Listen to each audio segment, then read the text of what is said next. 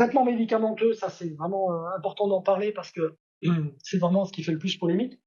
Euh, Jusqu'à présent, on a toujours l'impression que les enfants sont drogués. En fait, on est sur de la méconnaissance. Le traitement médicamenteux, il va être mis donc en deuxième intention, après la psychoéducation et les habiletés parentales, mais sans attendre. Hein. Faut pas non plus attendre avant de mettre en place un traitement médicamenteux. Globalement, c'est ce qu'on a dit. Si vraiment l'intervention est très sévère, il va pas falloir attendre 50 000 séances d'habileté parentale pour arriver à mettre en place un traitement médicamenteux.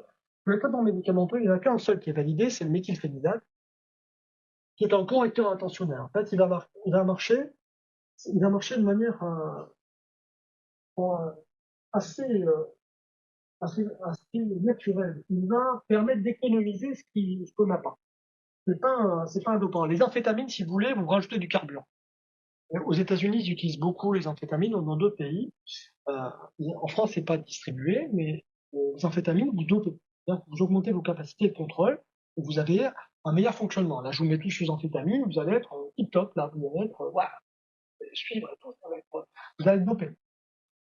Si je vous mets du méthylphénilate, là, ce soir, ça va pas faire grand-chose. Hein, parce qu'en fait, le méthylphénilate, il est là que pour économiser, on l'utilise pas. Il va faire un petit effet placebo, mais il n'y aura pas beaucoup d'amélioration au niveau de votre capacité attentionnelle, sauf pour ceux qui ont un déficit attentionnel. Ça ne marche que pour ceux qui ont un déficit. Ça va empêcher la recapture. C'est un économiseur. C'est comme si vous mettez du double vitrage dans votre maison. Ça économise l'énergie. Vous en rajoutez pas, vous gardez ce que vous avez. C'est un peu ça le métier. Ça bloque la recapture et ça permet d'optimiser le rendement. Mais ça a une limite, hein. C'est-à-dire que vous allez utiliser ce que vous produisez, hein. Vous allez l'utiliser au maximum. Mais après, ça sert à rien d'augmenter les posologies méthylphénidates, ça sert à rien, puisque de toute façon, c'est pas un dopant. C'est un correcteur. Au début, on a cru que c'était une amphétamine pendant longtemps. Et après, ça peut s'avérer bien que c'était pas une amphétamine. Puis dans les années 2005-2006, on a compris que c'était pas une amphétamine. On a compris que c'était un correcteur, un inhibiteur de la recapture de la dopamine. Il n'a rien à voir. Et ce qui permet de se dire qu'il n'y a pas de risque. Et on savait qu'il n'y avait pas de risque. Il n'y a pas de risque d'addiction, pas de risque d'accoutumance avec les méthylphénidates. Alors qu'avec les amphétamines, oui. C'est-à-dire que plus vous en prenez, plus ça marche. Il y a un effet d'addiction. Alors que le méthylphénidate, c'est quand même le seul danger du méthylphénidate, c'est pas le donner quand il y en a besoin. Et c'est vrai que c'est un traitement qui est assez intéressant parce que on a assez peu de risques, enfin, beaucoup moins de risques que dans beaucoup de médicaments. Enfin, il n'y a quasiment pas d'effets secondaires graves, quasiment inexistants. Et on est assez à l'aise avec ce médicament parce de ce côté-là, il a cette fonction naturelle. Sauf qu'il a été l'objet de multiples polémiques, parce que c'est un traitement, parce qu'il a une action amphétamine-like, et parce qu'on le donnait à des jeunes enfants. Et donc, effectivement, il a été catalogué comme... D'abord, il a été mis dans le groupe des stupéfiants, ce qui lui donne déjà une mauvaise étiquette, voilà, dans les années 2000, et on n'a pas pu le sortir du groupe de stupéfiants, ce qui impose des conditions de prescription spécifiques.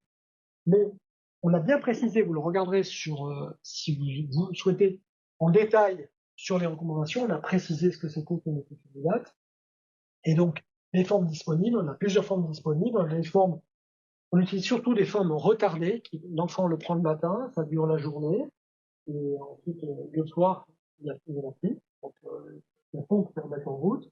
On a des formes rapides qui permettent d'ajuster un petit peu le traitement s'il y a besoin. Et globalement, on utilise surtout des formes longues. Il y a plusieurs types de médicaments. La Ritaline, c'était le premier. Ensuite, est apparu le Concerta. On a deux autres qui sont le Quasime et l'Iditinib, qui sont la même chose. Tout ça, c'est du méthylphénidate. Voilà. Pour répondre à la question, si vous voulez, là-dessus. Mais sur ce traitement, on est assez à l'aise sur les risques parce que c'est quand même efficace à long terme. On l'utilise à partir des formes modérées quand il y a vraiment un retentissement social et scolaire, et les formes sévères, il faut les mettre sous traitement. Globalement, en gros, les formes sévères, il ne faut pas attendre. Si on ne le met pas, c'est comme un gros myope, vous ne mettez pas du nez. C'est dommage de le priver de ce traitement qui est très efficace. C'est un traitement qu'on donne tous les jours, week-end compris, parce que le week-end, l'enfant, il ne s'arrête pas de vivre, hein. D'accord. Donc ça, c'est pour éliminer on a bien précisé tout ça, c'est tous les jours, week-end et vacances compris. On n'arrête pas pendant les vacances. On peut faire des pauses euh, à partir d'un certain âge dans les grandes vacances pour voir s'il y a un effet par rapport sur l'appétit, parce que ça coupe un peu l'appétit à midi. Mais globalement, on sait que c'est un traitement qu'on va prendre tout le temps. Et on va pas l'arrêter le week-end, on va pas le prendre que les jours d'école. Ça, c'est des trucs qui prennent dans les publications. On sait que c'est une erreur, hein, on le prend tous les jours et le week-end aussi, le gamin. Alors après, on peut ajuster le week-end parce que des fois le gamin se lève plus tard, mais globalement, c'est un traitement qu'on donne tous les jours. Si vous l'oubliez, c'est pas grave, hein, on peut l'oublier, c'est pas comme un antidépresseur qui peut poser plus de problèmes ou un autre médicament, vous pouvez l'oublier, c'est pas mal. De toute façon, ça n'agit pas, puis terminé, et puis le lendemain, il en prend un autre. Pas un problème. Il y a d'autres médicaments qui sont non psychostimulants, mais qui sont pas disponibles en France. Là, c'est un antidépresseur, un antihypertenseur, ça marche pas bien.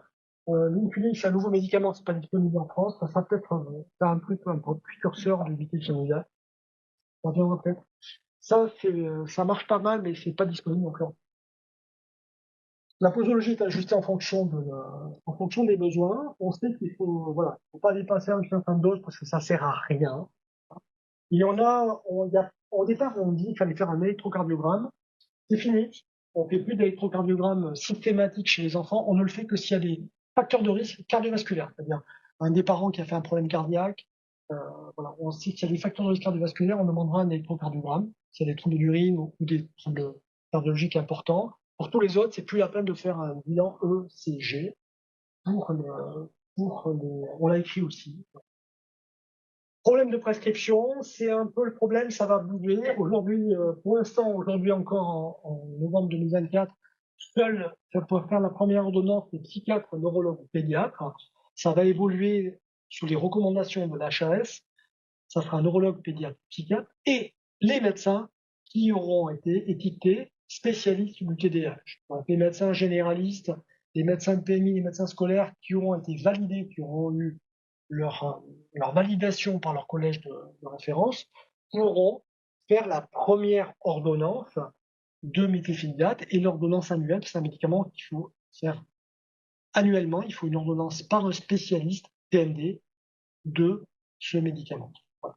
Pour l'instant, c'est ça une législation qui va s'élargir, qui va évoluer et qui va permettre, parce que cette chose c'est compliqué, on sait que l'accès aux médecins TMD c'est un peu mieux, il y aura plus de médecins TMD si on est public, donc les, euh, les médecins spécialisés à pouvoir prescrire. On ajuste les doses, on regarde le poids et la taille, ça ne diminue pas la taille, ça peut retarder un tout petit peu la croissance parce qu'il y a un impact sur le poids, mais il n'y a pas d'effet, les enfants ne seront pas tout petits si jamais ils ont un traitement par méthylphénidate. Risque de mésusage et abus, enfin pour ceux qui sont bons, euh, ça, il y a peu d'effets de mésusage et d'abus. En tout cas, c'est quelque chose qui a été, ça existe, et c'est surtout les gens qui ont d'autres problèmes. Il n'y a pas de risque non plus. C'est pas comme séparer une amphétamine. Il n'y a pas de risque.